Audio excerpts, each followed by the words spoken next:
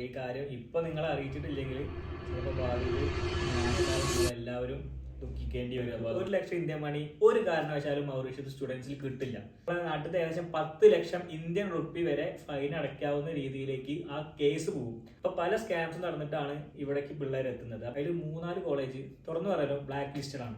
കാനഡയും UK ജർമ്മനിയും ഒന്നും അല്ലത്, ഇതൊരു ആഫ്രിക്കൻ കൺട്രിയാണ്. ഒന്ന് ആലോചിക്കുക. അപ്പൊ ഏജൻസിക്കാരെ ഇപ്പൊ എത്ര ലാഭം എടുക്കുന്നേ. നമസ്കാരം എല്ലാവർക്കും. ഒരുപാട് കാലമായില്ല നമ്മൾ കണ്ടിട്ടും സംസാരിച്ചിട്ടൊക്കെ. അപ്പൊ ഞാനും അതെ കുറെ തിരക്കിൽ പെട്ടുപോയി. അതാണ് വീഡിയോ ഇടാൻ പറ്റായികയും അതേപോലെ തന്നെ നിങ്ങളുടെ അടുത്ത് വരാൻ പറ്റായികയൊക്കെ ഉണ്ടായിരുന്നത്. അപ്പൊ നമ്മൾ ഇന്ന് ഭയങ്കര ഗൗരവമായിട്ടുള്ള ഒരു കാര്യം സംസാരിക്കാൻ തന്നെയായിട്ട് നിങ്ങളുടെ മുന്നിൽ വന്നിട്ടുള്ളത്. അപ്പോൾ ഇത് പെട്ടെന്ന് ഓടി പിടിച്ചെടുക്കുന്ന ഒരു വീഡിയോ ആണ്. ഞാൻ ഒരിക്കലും പ്ലാനോ കാര്യങ്ങളോ ഒന്നുമില്ല. പക്ഷേ ഈ കാര്യം ഇപ്പൊ നിങ്ങളെ അറിയിച്ചിട്ടില്ലെങ്കിൽ ചിലപ്പോൾ ഭാവിയിൽ ഞാനല്ലാതെ നിങ്ങളെല്ലാവരും ദുഃഖിക്കേണ്ടി വരും. അപ്പോൾ അതുകൊണ്ടാണ് ഇങ്ങനെ ഒരു സീരിയസ് മാറ്റർ ഞാൻ നിങ്ങളോട് ഷെയർ ചെയ്യാൻ വിചാരിക്കുന്നത്. ഞാൻ അധികം പറഞ്ഞ് വൈകിപ്പിക്കണില്ല. ഞാനിപ്പോൾ മൗറീഷ്യസിലാണുള്ളത്. എല്ലാവർക്കും അറിയുന്ന പോലെ ഈസ്റ്റ് ആഫ്രിക്കയിൽ സ്ഥിതി ചെയ്യുന്ന ഒരു ചെറിയ കൺട്രിയാണ് മൗറീഷ്യസ്. ഏകദേശം 10 ലക്ഷം ആൾക്കാർ മാത്രമുള്ള ഒരു രാജ്യമാണ്. നമുക്ക് എങ്ങനെയാണ്, ഞാൻ ഇവിടെ വന്നപ്പോൾ എന്നോട് പലരും ചോദിച്ചൊരു കാര്യമാണ്, എങ്ങനെയാണ് അനന്ത് ഇവിടെ എത്തിപ്പെട്ടത്? ഏതെങ്കിലും ഏജൻസി വഴിയാണോ? ഏജൻസിക്ക് പൈസ കൊടുത്തപ്പോൾ ടെൻഷൻസ് ഉണ്ടായിരുന്നില്ലേ? എഡ്യൂക്കേഷൻ വിസ ത്രൂ ആണോ വന്നത്? ഇവിടെ വന്ന് പാർട്ട് ടൈം ജോലി കിട്ടുമോ? നമുക്ക് എത്ര ഏൺ ചെയ്യാൻ പറ്റും? അതേപോലെ ഫുഡൊക്കെ നമ്മുടെ നാട്ടിലത്തെ ഫുഡ് തന്നെയാണോ? ആൾക്കാരെങ്ങനെയാണ്? അങ്ങനെ ഒരു 100-ൽ പരം ചോദ്യങ്ങൾ എനിക്ക് എൻ്റെ ഇൻസ്റ്റാഗ്രാമിലൂടെയും യൂട്യൂബിലൂടെയും എനിക്ക് വാട്സപ്പിൽ എൻ്റെ സുഹൃത്തുക്കളൊക്കെ എനിക്ക് അയച്ചിട്ടുണ്ടായിരുന്നു. അപ്പോൾ അതൊക്കെ ഞാൻ നിങ്ങൾക്ക് ഓരോരുത്തരും പേഴ്സണലായിട്ട് പറയുന്നതിനേക്കാൾ നല്ലത് എനിക്കൊരു വീഡിയോ ചെയ്യാൻ തോന്നിയോണ്ടാണ് നിങ്ങളുടെ മുന്നിൽ ഇപ്പോൾ എത്തിയിട്ടുള്ളത്. അതേപോലെ തന്നെ നേരത്തെ പറഞ്ഞ ഗൗരവമായിട്ടുള്ള ഒരു കാര്യം കൂടി നിങ്ങളെ അറിയിക്കാൻ വേണ്ടി വന്നത്. അപ്പോൾ ഞാൻ ഇവിടെ സ്റ്റുഡൻറ് വിസയിലാണ് വന്നിട്ടുള്ളത്. അപ്പോൾ പലരും ഫേസ് ചെയ്യുന്ന ഒരുപാട് പ്രശ്നങ്ങളുണ്ട്. ഒരുപാട് പ്രശ്നം എന്ന് പറഞ്ഞാൽ നമ്മൾ ചിന്തിക്കാവുന്നതിലപ്പുറം പ്രശ്നങ്ങളാണ് ഇന്നിപ്പോൾ ഞാൻ നിൽക്കുന്ന ഈ മൗറീഷ്യസിൽ സംഭവിച്ചുകൊണ്ടിരിക്കുന്നത്. അപ്പോൾ ഇവിടെ പലരും വന്നിട്ട് പെട്ട് കിടക്കുന്നുണ്ട്. ഇപ്പോൾ സാധാരണ പല എബ്രോഡ് സ്റ്റഡീസും അക്കോമഡേഷൻ പ്രൊവൈഡ് ചെയ്യാം. അതേപോലെ തന്നെ നിങ്ങൾക്ക് ഞങ്ങൾ ട്രാൻസ്പോർട്ടേഷൻ പ്രൊവൈഡ് ചെയ്യാം. നിങ്ങൾക്ക് 1 ലക്ഷം രൂപ ഇന്ത്യൻ മണി കൊടുക്കാന്ന് വരെ പറഞ്ഞിട്ട് പല പിള്ളേരും നാട്ടിൽ നിന്ന് കയറി വന്നിട്ടുണ്ട്. 1 ലക്ഷം ഇന്ത്യൻ മണി ഒരു കാരണവശാലും മൗറീഷ്യസ് സ്റ്റുഡൻസിൽ കിട്ടില്ല. TRC കാർഡ് ഇല്ലാണ്ട് 1 ലക്ഷം രൂപ ഇവിടെ പിള്ളേർക്ക് ഒരിക്കലും ഇന്ത്യൻ മണി കിട്ടില്ല. അപ്പൊ പല സ്കാംസ് നടന്നിട്ടാണ് ഇവിടേക്ക് പിള്ളേർ എത്തുന്നത്. അപ്പൊ ഞാൻ എന്റെ പേഴ്സണൽ കാര്യങ്ങളിലേക്ക് പോകുന്ന മുന്നേ ഞാൻ ഇവിടുത്തെ ഏജൻസീസ്, അതേപോലെ colleges, TRC issues, visa issues, അതിൽ വിസയുടെ കാര്യത്തിലേക്ക് വരികയാണെന്ന് വെച്ചാൽ പലർക്കും 3 മാസം അല്ലെങ്കിൽ 1 മാസം എന്നുള്ള രീതിയിലാണ് വിസ പ്രൊവൈഡ് ചെയ്യുക. ആ 1 മാസം കഴിഞ്ഞാൽ അല്ലെങ്കിൽ 3 മാസം കഴിഞ്ഞാൽ നമുക്ക് ടെമ്പററി റെസിഡൻസ് കാർഡ് അല്ലെങ്കിൽ TRC കാർഡ് എന്ന സാധനം കോളേജോ നമ്മളെ എംബസിയോ പ്രൊവൈഡ് ചെയ്താൽ മാത്രമാണ് നമുക്ക് പിന്നെയുള്ള മാസങ്ങളിൽ നമുക്ക് കോഴ്സ് കഴിയുന്നത് വരെ നമുക്ക് ഇവിടെ ലീഗലായിട്ട് നമ്മളെ മൗറീഷ്യസിൽ നിൽക്കാൻ പറ്റുള്ളൂ. അത് നമുക്ക് TRC കാർഡ് കിട്ടിയില്ല, നമ്മളെ വിസയുടെ കാലാവധി കഴിഞ്ഞു എന്നുണ്ടെങ്കിൽ ഇല്ലീഗലാണ്. ഏകദേശം 5 ലക്ഷം മൗറ്, അതായത് നമ്മളെ നാട്ടിൽ ഏകദേശം 10 ലക്ഷം ഇന്ത്യൻ റുപ്പി വരെ ഫൈൻ അടയ്ക്കാവുന്ന രീതിയിലേക്ക് ആ കേസ് പോകും. അപ്പൊ അതിന് നല്ലത്, അപ്പോൾ ഞാൻ പറഞ്ഞു വരുന്നത് വെച്ചാൽ നിങ്ങൾ നാട്ടിൽ നിന്ന് വരുമ്പോൾ കൃത്യമായിട്ട് കാര്യങ്ങൾ ഏജൻസിയോട് പറഞ്ഞ് നമ്മൾ മനസ്സിലാക്കിയതിന് ശേഷം മാത്രം പെട്ടെന്ന് കയറി വരിക. ഇങ്ങോട്ടുള്ള കയറി വരിക. അതായത് പലരും മനസ്സിലാക്കുന്നുണ്ടാവും ചെറിയ പൈസ ഉള്ളൂ, 2.5 ലക്ഷം റുപ്യ, 3.5 ലക്ഷം റുപ്യ, 1.5 ലക്ഷം രൂപയ്ക്ക് വരെ ഏജൻസി കാര്യങ്ങൾ കൊണ്ടുണ്ട്. ഇവിടെ വന്നിട്ട് എന്താ ബാക്കിയുള്ളതൊന്നും അറിയില്ല. എവിടെ കിടക്കണമെന്നോ അല്ലെങ്കിൽ ഏത് കോഴ്സിന് പോകണമെന്നോ ഏത് കോളേജിൽ പോകണമെന്നോ എങ്ങനെയും ഇവിടെ എത്തിപ്പെടുക എന്നുള്ള മൈൻഡിലാണ് പിള്ളേർ കയറി വരുന്നത്. അപ്പൊ അതിനൊക്കെ മുന്നേ ഏജൻസിയോട് കറക്റ്റ് അന്വേഷിക്കുക, എവിടെയാണ് എനിക്ക് അക്കോമഡേഷൻ വരുന്നത്. ആകെ ചെറിയ സ്ഥലമാണിത്.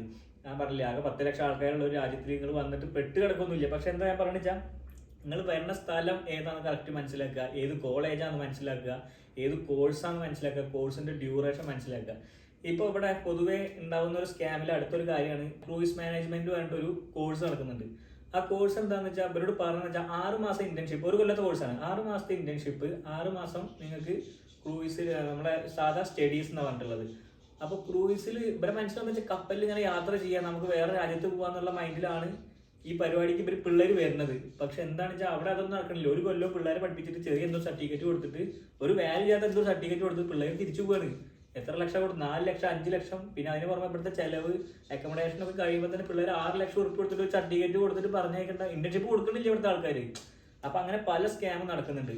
അടുത്ത കാര്യം എനിക്ക് പറയാനുള്ളത്, ഇവിടുത്തെ കോളേജ് സെലക്ട് ചെയ്യുമ്പോൾ 4-5 കോളേജിന് ആകെ ഉള്ളത് ഇവിടെ. അതിൽ 3-4 കോളേജ് തുറന്നു പറയാലോ ബ്ലാക്ക് ലിസ്റ്റഡ് ആണ്. അത് ഞാൻ പറയുന്നത് ഇപ്പൊ ഈ കോളേജ് ചെയ്യുന്ന ഏജൻസിക്കാർക്ക് എന്ത് തോന്നിയാലും എനിക്ക് പ്രശ്നമുള്ള കാര്യമല്ല. അതേപോലെ തന്നെ പിള്ളേർ മനസ്സിലാക്കാൻ വേണ്ടിയാണ്, പിള്ളേരും പേരൻസും മനസ്സിലാക്കാൻ വേണ്ടിയാണ് ഈ വീഡിയോ ചെയ്യുന്നത്.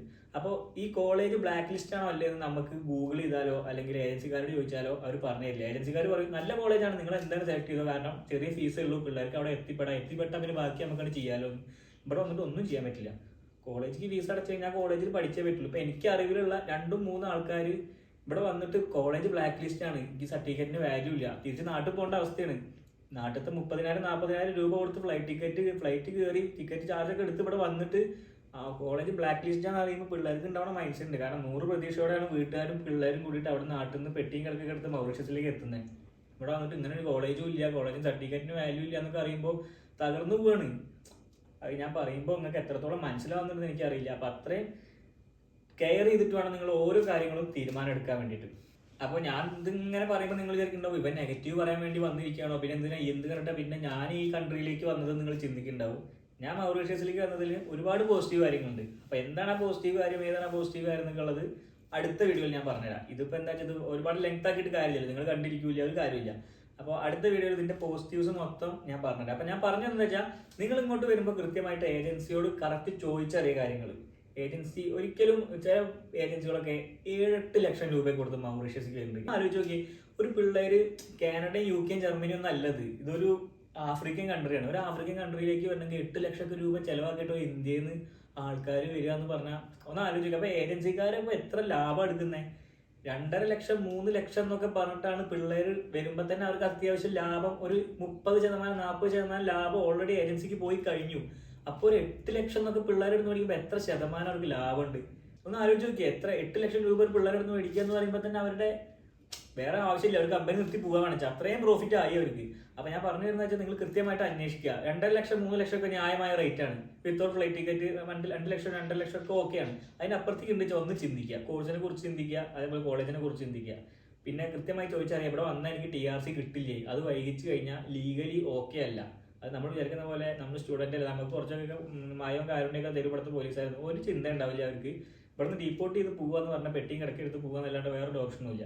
അപ്പോൾ ഇങ്ങോട്ട് വരുന്നവരെ ഒരിക്കലും നിരുത്സാഹപ്പെടുത്തല്ല, നല്ല കൺട്രിയാണ്. അത് ഞാൻ പറഞ്ഞില്ല, അതിൻ്റെ അടുത്ത വീഡിയോയിൽ ഇതിനെക്കുറിച്ചുള്ള നല്ല ഭാഗങ്ങളൊക്കെ ഞാൻ ഇടുന്നുണ്ട്. ഇവിടുത്തെ പിള്ളേർ ചെയ്യുന്ന ജോലികളും ഇവിടുത്തെ പിള്ളേർ ചെയ്യുന്ന കാര്യങ്ങളും ഇവിടെ പിള്ളേർ ഏൺ ചെയ്യുന്ന എത്ര രൂപയെന്നൊക്കെ ഞാൻ കൃത്യമായി പറഞ്ഞുതരാം.